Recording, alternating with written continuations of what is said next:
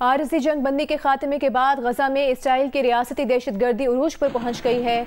जनूबी गजा पर इसराइल की वहशियाना बमबारी से गुज़िश्ता 24 घंटों में मजीद 700 फ़लस्तीनी शहीद और सैकड़ों ज़ख्मी हो गए हैं, जिसके बाद इसराइल की रियासती दहशतगर्दी में शहीद फ़लस्तीनियों की मजमूई तादाद 16,000 से तजावुज़ कर गई है। अरब मीडिया के मुताबिक इसराइली फ़ौज ने खान यूनुस, देर अल बला और बैतुल्लाहिया में रिहायशी इमारतों और पनागाहों को निशाना बनाया है। गजा में इसराइली फ़ौज की कार्रवाइयों के दौरान हमास के अल-क़साम ब्रिगेड की तरफ से भरपूर मज़ाहमत भी जारी है। गजा में हमास हमले में 2 इसराइली फ़ौजी हलाक हो गए। इसराइली अखबार के मुताबिक इसराइली फ़ौज ने 2 फ़ौजियों की हलाकत की तस्दीक करते हुए उनके नाम भी जारी कर दिए हैं।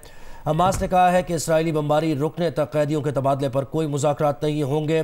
इसराइल ने गुज़श्ता रोज़ दोहा में कतर की सालिसी में होने वाले मुज़ाकरात ख़त्म करने का ऐलान किया था।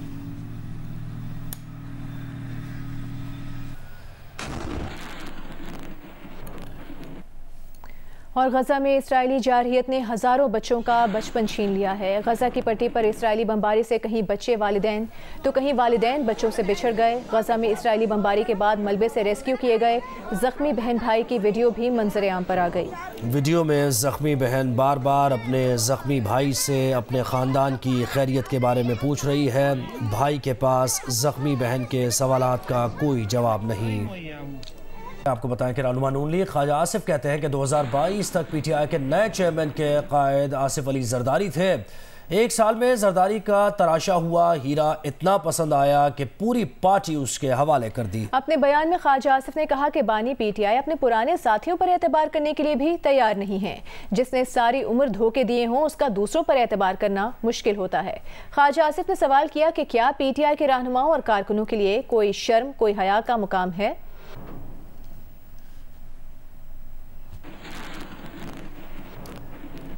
कल नून लीग ने कहा कि क्या पीपल्स पार्टी अपनी मुहिम में कराची को पेश कर सकती है। शर्जील इनाम मेमन ने कहा कि हम वो नहीं जो लाहौर की सड़कें बनाकर कहें कि हमने कमाल कर दिया है। शर्जील मेमन ने कहा कि सेहत है तो सब कुछ है और सेहत अस्पताल में मिलती है, हमने अस्पताल बनाए हैं। उन्होंने कहा कि पूरी नून लीग मुझसे बहस कर ले, कराची में मुल्क की बेहतरीन तिब्बी सहूलियात हैं।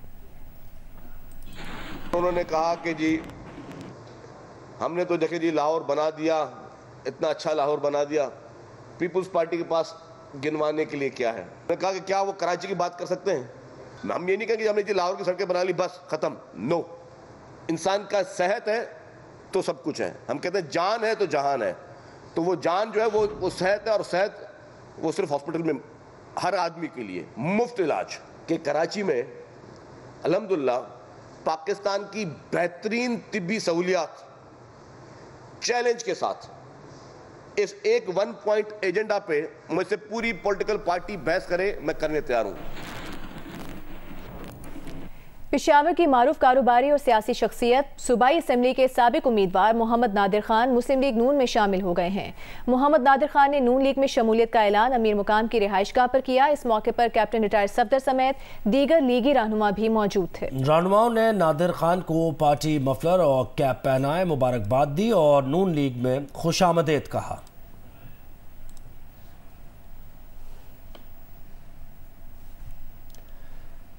साबिक वज़ीर ख़ज़ाना मिफ्ता इस्माइल ने किसी सियासी पार्टी में शमूलियत की तरदीद कर दी है। जियो न्यूज़ से गुफ्तगू में मिफ्ता इस्माइल ने कहा कि वो किसी सियासी पार्टी में शामिल नहीं हो रहे।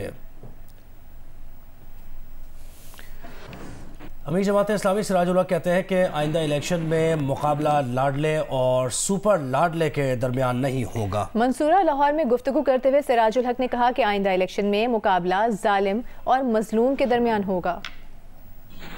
कि आइंदा इलेक्शन जिस तरह बाज़ लोगों की ख्वाहिश है कि ये लाडले और सुपर लाडले के दरमियान हो, नहीं, ऐसा नहीं होगा। आइंदा इलेक्शन जालिम और मजलूम के दरमियान, आइंदा इलेक्शन अशराफिया और अवाम के दरमियान मुकाबले का इलेक्शन होगा। पीटीआई के वकील लतीफ़ खोसा कहते हैं कि 9 मई को पहले ये तयन किया जाए कि हसास तंसीबात पर हमला किसने किया। लाहौर की निजी यूनिवर्सिटी में गुफ्तगू करते हुए लतीफ़ खोसा ने कहा कि यास्मीन राशिद तो कारकुनों को रोक रही थी, मगर कुछ अंदर लोग बुला रहे थे। मुख्तलिफ हल्के जो कहते हैं कि हमारी तनसीबात पर हमले हुए, पहली बात तो ये है कि इसका तो खुदारा तयन करवा लीजिएगा कि whether it was orchestrated. Doctor Yasmeen Rashid वो कहती हैं कि मैं मेगाफोन पर मना करती रही, हमारा सिर्फ ये था कि प्रोटेस्ट दिखाने के लिए just marching over there and I was clamouring at the top of my voice के अंदर नहीं जाना किसी ने भी। बीबीसी ने दिखाया जो तो कुछ लोग अब सफ़ेद पारचात में कुछ बुला रहे थे, 103 लोग आज भी कसमपुर्सी के आलम में, जिसमें आपकी फीमेल हैं। उन पर मेरे पास अमेरिकन कुछ पाकिस्तानी आए, ओवरसीज पाकिस्तानी, कुछ लेडीज भी उनमें थी, वो जाके उनको मिली हैं, 18 फीमेल हैं। उनको पैथेटिक हालत में, जिस हालत में जो है उनका ज़रा सुनने तो शर्म भी आती है, रोना भी आता है कि क्या हम अपनी मस्तूरात के साथ, अपनी माओ बहनों के साथ, अपनी बेटियों के साथ इस तरह का सलूक भी कर सकते, सोच भी सकते हैं। खुसूसी अफराद के आलमी दिन के हवाले से वाह कैंट में खुसूसी तकरीब का इनेकाद किया गया। तकरीब में स्पेशल बच्चों को तफरीह के मुख्तलिफ मौके फराहम किए गए। रिजवान शाह की रिपोर्ट देखिए। खसूसी अफराद का आलमी दिन मनाने का मकसद खसूसी अफराद के साथ इज़हार यकजहती और बगैर किसी तफरीक, रंग, नस्ल और ज़ात से बालातर होकर खसूसी अफराद की बहाली में अपना भरपूर किरदार अदा करना है। जहाँ एक तरफ हुकूमत पाकिस्तान खसूसी अफराद के लिए काम कर रही है, तो दूसरी तरफ मुख्तलिफ NGOs भी खसूसी अफराद की ज़िंदगी में रंग भरने की कोशिश कर रही हैं। हुकूमत को एक तो स्पेशल बच्चों के लिए ये करना चाहिए कि हमारी तालीम के लिए मैट्रिक के बाद जो हमें मुश्किलात पेश आती हैं उनके हल के लिए हुकूमत को कुछ करना चाहिए कि कुछ इक़दाम ज़रूर किए जाते हैं गवर्नमेंट के पास से हमारे, लेकिन बहुत ज़्यादा जो इक़दाम हैं वो नहीं किए जाते और हम इस वजह से ऊपर नहीं आ पाते माशरे में, किसी भी इदारे में हम अक्सर पीछे ही रहते हैं। खसूसी अफराद ने मेहनत से दुनिया भर के हर शोबे में अपना लोहा मनवाया है और ये साबित किया है कि वो काबिलियत में किसी से भी कम नहीं हैं। ये सारे काम गवर्नमेंट के हैं, तो अल्लाह ताला हिम्मत दे, हिदायत दे गवर्नमेंट को भी, हम सब को भी, सब मिलके इसका एक हिस्सा बने और सब लोगों को साथ लेकर चलें। हुकूमत को चाहिए कि खसूसी अफराद के लिए खसूसी कानून बनाए ताकि इन अफराद को माशरे में इज्जत और वक़ार के साथ जगह दी जा सके और इनकी महरूमियाँ भी कम की जा सकें। कैमरा टीम के साथ रिजवान शाह, जियो न्यूज़, वाकेंट।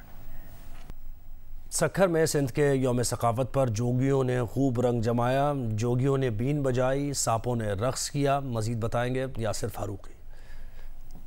जी बिल्कुल, यौम सकाफत पे जहां मुख्तलिफ सियासी समाजी तंजीमें मुख्तलिफ बिरादरियों की जानिब से रैलियां निकाली जा रही हैं सिंध की सकाफत से इज़हार मोहब्बत करने के लिए, वहीं सक्खर में सबसे मुनफरिद रैली जोगी जागो इत्तेहाद की जानिब से निकाली गई है। जो रैली में शरीक शुरका हैं, ना सिर्फ उन्होंने सिंधी टोपी और अजरक ज़ेब-तन कर रखा है, बल्कि उनके हाथ में सांप भी हैं, बीन भी हैं, वो बांसुरी भी बजा रहे हैं और सिंध की सकाफत को उजागर करने की कोशिश कर रहे हैं। इनसे जानते हैं। तो सांप लाए हैं ये कि देखो, सांप तो वैसे इंसान का दुश्मन है, इंसान को काटता है, मगर ये भी इंसान से मोहब्बत करता है। ये कहता है कि भाई आपस में झगड़ा इंसान नहीं करो, आपस में आप तो फैरल मुख्तियार है और जो अशरफुल मखलूकात है, इंसानियत के नाते आपस में मोहब्बत करो, प्यार करो। जोगी जागो इत्तेहाद की जानिब से जो रैली निकाली गई है, ये यहाँ पे पहुंचे हैं और यहाँ पे इनके साथ सांप भी मौजूद हैं, बीन और बांसुरी बजा रहे हैं। यहाँ पे जितने शुरका पहुंचे हैं,